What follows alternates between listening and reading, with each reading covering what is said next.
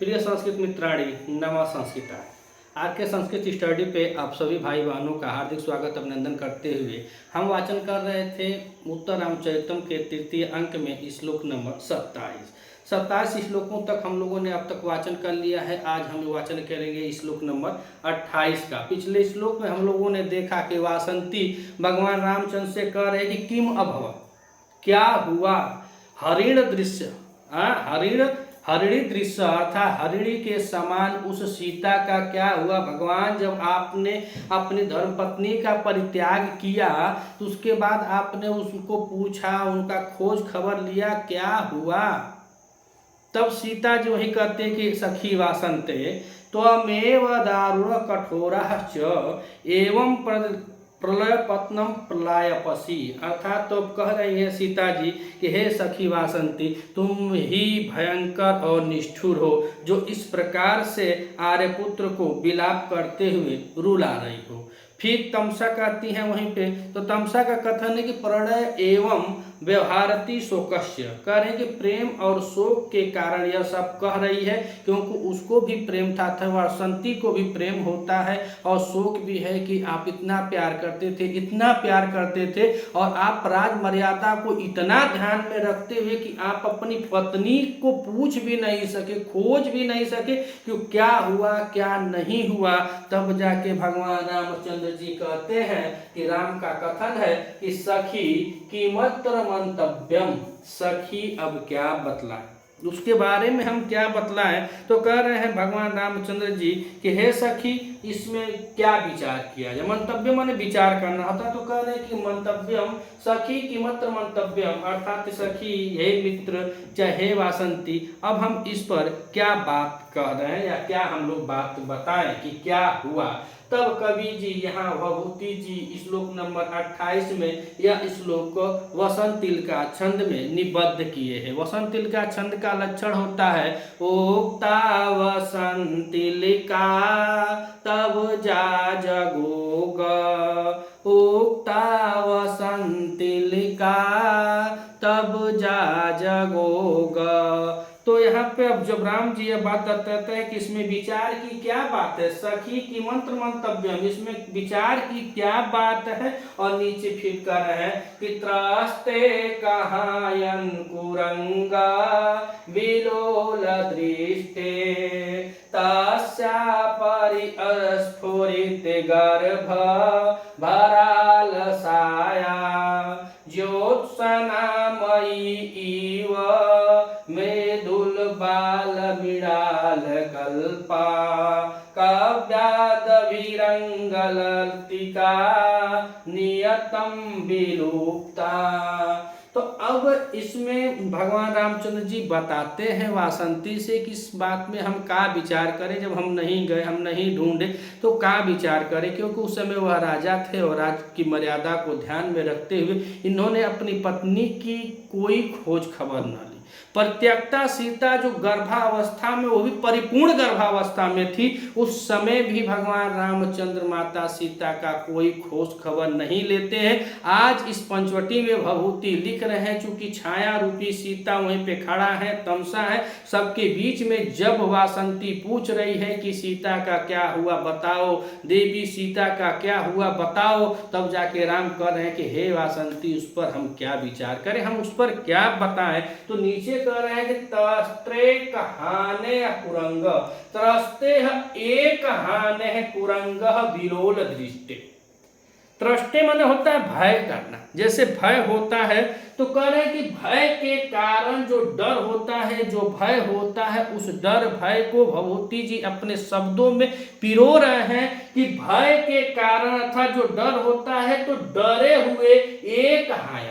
एक हायन माने होता है वर्ष, एक वर्ष के कुरंग माने जो हिरण कहलाता है, बेचारा जो हिरण होता है, छोटा सा बच्चा होता है, तो एक वर्ष के हिरण के समान विलोल दृष्टि, चंचल दृष्टि वाली। राम जी कह रहे हैं कि हम क्या बताएं। तो अब वहां पे भभूति जी लिख रहे हैं कि कि तस्त्रे कहानय, डर से या भय के कारण डरे हुए जो सीता जी हैं तो उनके लिए कह रहे हैं कि त्रस्ते कहानय कुरंग, डरे हुए 1 वर्षीय कुरंग के समान विलोल दृष्टि चंचल चितवन वाली, अच्छा चंचल नेत्रों वाली, जो अपने आंखों को इतना भय। और 1 ही साल का कहा लिखे हैं कुरंग के बारे में। कुरंग जो हिरण होता है 1 ही साल का, वह बच्चा है, छोटा बच्चा है, उसको ज्यादा भय होता है। तो जब ज्यादा भय होता है तो अपने नेत्रों को जैसे वह चारों तरफ चंचलता के साथ करता है, उसी तरह यह भी जो सीता के बारे में बता रहे हैं कि त्रस्ते यानी डर के कारण एक हाने है 1 साल के कुरंग के बच्चे के समान या कुरंग हिरण के समान चंचल नेत्रों वाली। और नीचे कह रहे हैं कि परिस्फुटित, कह रहे हैं कि परिस्फुरित गर्भ आलस्याया, वाह भगवान। परिस्फुरित, परिस्फुरित कहा जाता है किसको, तो इसमें बता रहे हैं कि हिलते हुए गर्भ, क्योंकि जो गर्भ की अवस्था थी माता सीता की, वह गर्भ की अवस्था लगभग 8-9 महीने के बीच का कंडीशन था जिस समय भगवान रामचंद्र ने सीता का परित्याग किया था। जिस समय भगवान रामचंद्र ने सीता का परित्याग किया था उस समय गर्भ की अवस्था 8 और 9 महीने के बीच में भभूति जी लिख रहे हैं और कह रहे हैं कि परिस्फुटित, इस समय जो यह समय होता है गर्भ का, उसमें जो बच्चे होते हैं वह चाल करते हैं, उसमें हर हाथ पैर हिलाते हैं, डुलाते हैं, अर्थात हिलते हुए गर्भ, जो गर्भ उनका था वह हिलते हुए गर्भ से आलसाया। कोई भी माताएं बहनें जो भी हैं उनको सबको इस अवस्था में आलस्य आता है। तो राम जी कह रहे हैं कि परिस्फुटित हिलते हुए गर्भ से आलस्य युक्त। अब आके बाबू दफ्तर कह रहे हैं तस्या, उस सीता का। अब सीता जी के बारे में कह रहे हैं कि तस्या, पहले कहे कि डरे हुए 1 साल के मृग के नेत्रों के समान चंचल नेत्रों वाली, और कह रहे कि हिलते हुए गर्भ से अलसाए हुए उस सीता को, तस्या उस सीता को, कह रहे कि काव्याद भीरा अंगलित का नियतम विलुप्ता, काव्यांद भीरंग अगलित का नियंतम विलुप्ता, अर्थात जो जंगली जानवर है वह निश्चित रूप से उसको विलुप्त कर दिए होंगे,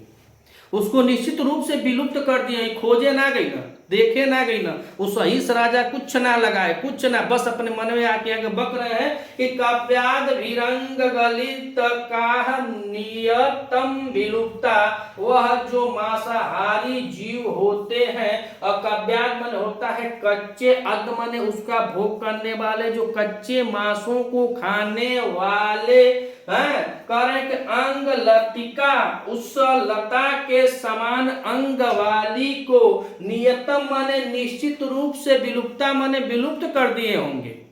जो इस अवस्था में जो उनका त्याग किया गया था, तो भगवान रामचंद्र पूछने नहीं गए थे, भभूति जी लिख रहे हैं कि इस अवस्था में कह रहे हैं कि इस अवस्था में जो कच्चे मांसों को खाते हैं, तो उस कच्चे मांसों को खाने वाले जो हिंसक जंतुएं हैं, जो हिंसक हैं, वह सब क्या किए होंगे, तो अंग लतिका। अब बताइए, तो कह रहे अंग लतिका, उनका अंग कैसा है, लता के समान है, सुकोमल लता है, और लता के समान नियतम माने निश्चित रूप से, विलुप्ता माने विलुप्त कर दिए होंगे। अब यहाँ पे कह रहे हैं कि वह अंग लतिका हो, अंग लतिका का अब जो विशेषण है वही बीच वाली लाइन में बता रहे हैं। तो यहाँ पे कह रहे हैं कि तस्याः काव्याद भीरंग लतिका नियतम विलुप्ता, तस्या माने उस सीता को, हिंसक जानवर हो चाहे जो कच्चे मांस खाने वाले जो जंतु हैं, उस लता रूपी अंग वाली सीता को नियतम माने निश्चित रूप से विलुप्त कर दिए होंगे, अर्थात उनको खत्म कर दिए होंगे। और आगे कह रहे हैं कि अंग लतिका का विशेषण यहाँ पे दे रहे हैं, तो कहते मृदु बाल मृणाल कल्पा, मृदु बाल मृणाल कल्पा। तो मृणाल माने यहाँ होता है कमल, मृणाल माने कमल, मृदु माने नाजुक कोमल, बाल माने बाल्यावस्था, जो बाल्यावस्था जो बालक हो, अर्थात कमल हो, कमल के भी अवस्था में बता रहा है कि जो बालक हो, जो नाजुक हो, मृदु माने मधुर हो, ऐसे कमल के समान जो अंग लतिका थी, अर्थात ऐसे अंग वाली सीता। सीता के लिए बताए कि अंग लतिका है, वह अंग लतिका का विशेषण है कि मृदु बाल मृणाल कल्पा, उसका शरीर कैसा था, तो शरीर को बता रहे हैं कि वह लता के तुल्य जो कोमल था, मृदु माने कोमल था, और बाल माने कह रहे हैं कि जो नवीन है, जो नया है, या ना कि पुराना है, जो नवीन है, मृणाल माने कमल और कल्प माने समान, अर्थात उस कमल नाल के तुल्य था। जो सीता का शरीर था वह मृदुल था अर्थात कोमल था, बाल मने नवीन था, मृणाल मने कमल के मधुर मृदुल कोमल नवीन, कल्पह मतलब कमल के तुल्य या कमल के समान था। और आगे कह रहे हैं कि ज्योत्स्नाम इव यहाँ से उत्प्रेक्षा अलंकार का बोध हो रहा है, यहाँ पे उत्प्रेक्षा अलंकार हो जाएगा, कहा कि ज्योत्सना जो है उसमें वो बता रहे कि के समान, जो यहाँ पे वह किया जा रहा है, मतलब तवज्जो दिया जा रहा है, उसकी समानता को बता रहा है कि उसके जैसे। तो कैसे, तो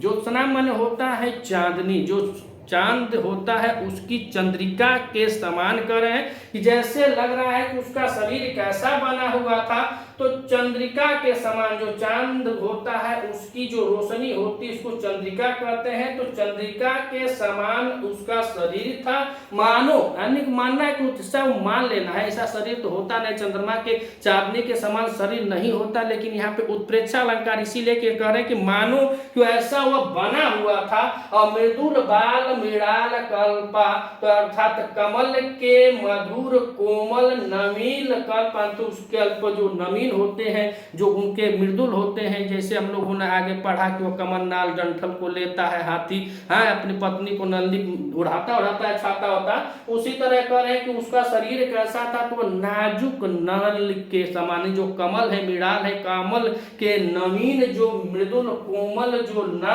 नलनी है उसके समान अंग लतिका, ऐसे वह ऐसी थी अथवा ऐसे अंग वाली को कह रहे कि नियतम माने निश्चित रूप से, विलुप्ता माने विलुप्त कर दिया गया होगा। राजा जनक ने अपनी पुत्री का विवाह राजघराना देखकर ही किया था कि हमारी राजघराने में जाएगी तो मेरी बेटी जीवन भर सुखमय करेगी, लेकिन नसीब की ऐसी, जैसे ही वह जानकी अयोध्या में आई, जीवन में वह राजघराना का वह बन काटती, दुख को काटते काटते ही विलुप्त हो जाती है। अब देखिए कि इतनी दशा के बाद भी वह भगवान के प्रति कितनी आसक्त है, भगवान के प्रति कितना स्नेह रख रही हैं, बोल रही हैं, डांट रही हैं कि आप उनके दुख को मत बढ़ाइए। वह आज भी सही है, वह एक राजा है, वह भी अपने कर्तव्य को कर रहे हैं, वह राजा है, लेकिन आज भी ऐसा नहीं है। और यहाँ आजकल की जो लड़कियां हैं जिसको राम जी चाहिए, पहले वह सीता का बनेगी, थोड़ा सा एक दिन बस उसको मार्केटिंग न किया जाए, वह मार्केट जाना चाहती है, शॉपिंग करना चाहती है। बहुत लोग तो चाउमीन भुजिया पर बीमार कर देते हैं, लेकिन इतना दुख होने के बाद भी, एक राजा की पुत्री थी, राजघराने की वह वधू थी, लेकिन इतना तकलीफ के बाद भी अपने पति को एक चीज नहीं, एक शब्द अपशब्द नहीं बोले, अभी रो रहे अपने पति के प्रति, उनको हे वासंती हे सखी कुछ मत कहो, उनकी कोई गलती नहीं है। तो आइए एक बात और देखते हैं, त्रस्ते कहायन कुरंगा विलोल दृष्टे तस्या परिस्फुरित गर्भा आलसाया। तो कहे त्रस्त, अत्रस्त में देखें तो इसमें त्रस है और त्रस के साथ इसमें कत प्रत्यय किया गया है, और यह भय के योग में आता है, डर के योग में आ रहा है। तो कह रहे हैं कि डरे हुए एक हायन, एक वर्ष कुरंग मने हिरण के समान, बिलोल मने चंचल, बिलोल मने चंचल दृष्टि, यानी जो एक वर्ष का हरिण है उसका वो अभी कैसा है, वह डरा हुआ है। एक वर्ष का हरिण है फिर भी वह भयभीत है, डरा हुआ है, और उससे उसकी आंखें जितनी चंचल है, जितनी चारों वो चंचलित है, विचलित है, देखती है, वैसे ही वह सीता थी। किस समय थी, तो कह रहे कि परिस्फुरित गर्भालस्य, अर्थात तो वह जो गर्भ धारण की थी, उस हिलते हुए गर्भ के समय, उस हिलते हुए गर्भ के भार से आलस्य युक्त, उनको अब यह नहीं था कि हमको जंगली जानवर हमारा जान ले लेंगे, हमारा चीड़-फाड़ कर देंगे। वह एक माता थी, उनके गर्भ में वह शिशु पल रहे थे। अब सोचिए उस समय की मार्मिक भावनाएं क्या रही होगी। ये अपने जान को बचाने के लिए रो रही होगी कि दूगो लइकवा जो पेटवा में तो उनको बचाने के लिए रो रही थी। लेकिन भगवती जी कह रहे हैं कि परिस्फुरित गर्भ भार आलसा, अर्थात हिलते हुए गर्भ के आलस से युक्त तस्या माने उस सीता को काव्याद भिद्ध अंग लतिका नियतम विलुप्ता, अर्थात वह कच्चे मांस को खाने वाले। और काव्य में देखें तो यहाँ पे कव्य और कव्य के साथ अद के साथ बिट लगा हुआ है तो बना है काव्याद भी। अर्थात काव्य माने होता है कच्चे मांस को, अद माने खाने वाले। तो जो कच्चे मांस को खाने वाले जो हिंसक पशुएं हैं वह क्या किए होंगे, अंग लतिका उस नाजुक लताओं के समान नाजुक अंग वाली को नियतम माने निश्चित रूप से, अर्थात एकदम निश्चित यह बता रहे हैं कि निश्चित रूप से या अवश्य ही जो हिंसक जंतु हैं वह क्या कर दिए होंगे, विलुप्त कर दिए होंगे, अर्थात उसको खा गए होंगे या उसको मार दिए होंगे। विलुप्त में देखें तो बी उपसर्ग लगा हुआ है, उसके बाद लुप्त है और लुप्त के साथ कत और टा प्रत्यय किया गया है तो शब्द बना है विलुप्त। तो वह अलसाई हुई है, अपने गर्भावस्था हिलते हुए गर्भ से वह अलसाई हुई सीता को जंगली जानवरों ने, हिंसक जानवरों ने उनका निश्चित रूप से ही विलुप्त कर दिया होगा, अर्थात उनको मार दिया होगा। अब यहाँ पे देखें अंग लतिका का विशेषण बता रहे हैं कि वह कैसी थी, तो कह रहे हैं कि मृदुल बाल मृणाल कल्प, अर्थात जो बाल मृणाल है कमल के नवीन मृदु मने कोमल तंतु के समान। और कह रहे हैं आगे कि ज्योत्सनाम इव, और ज्योत्सना में हम एक उसको देखें तो यहाँ पे ज्योत्सना है, ज्योत्सना के साथ इसमें मयट प्रत्यय लगा हुआ है और मयट प्रत्यय के साथ इसमें दीप प्रत्यय लगा हुआ है तो बना है ज्योत्सना। तो कह रहे हैं कि ज्योत्सना अर्थात चंद्रिका के चांदनी के समान, जो चंद्रिका से बना हुआ हो ऐसा उनका शरीर था। तो चंद्रिका के चांदनी जैसे माता सीता आए और जाए तो वहां चारों तरफ चंद्रिका की जो चांदनी होती उसके समान वहां पे प्रकाश उत्पन्न हो जाता था, ऐसे शरीर वाली थी और कमल लाल के तंतुओं के समान नाजुक थी। और कह रहे हैं कि अंग लतिका लताओं के समान उनका अंग था। ऐसी सीता को हिलते हुए गर्भ के में आलस्य के समय का व्याध विरंग गलिता नियतम विलुप्ता, अर्थात जो कच्चे मांस को खाने वाले जो हिंसक जानवर हैं निश्चित रूप से कह रहे हैं कि अवश्य ही उन जंतुओं ने उनको नष्ट कर दिया होगा। अगर आप इस चैनल पर नए हैं तो चैनल को सब्सक्राइब कीजिए, वीडियो अच्छी लगे तो वीडियो को अधिक से अधिक शेयर कीजिएगा। इस चैनल पे हम हमेशा साहित्य के एक एक श्लोकों का वाचन करते हैं और उस पर जो व्याकरण टिप्पणियां हैं उसको भी करते हैं और आसान से आसान ढंग से हम इसके शब्द के अर्थों को, शब्दार्थों को हम बताते हैं, पढ़ते हैं, पढ़ाते हैं। अगर आप नए हैं तो चैनल को सब्सक्राइब कीजिएगा और इस प्लेलिस्ट में जाइएगा, वहाँ पे उत्तर रामचरितम, मेघदूत, नीति, शतक, किरात, अर्जुनीय इत्यादि यूपी टीजीटी के जितने भी सिलेबस हमारे लगे हुए हैं सबका इस लोगों का व्यक्तिगत और बहुत अच्छे ढंग से वहाँ पे वाचन किया गया है। मिलते हैं अगले वीडियो में, तब तक के लिए नमः संस्कृता।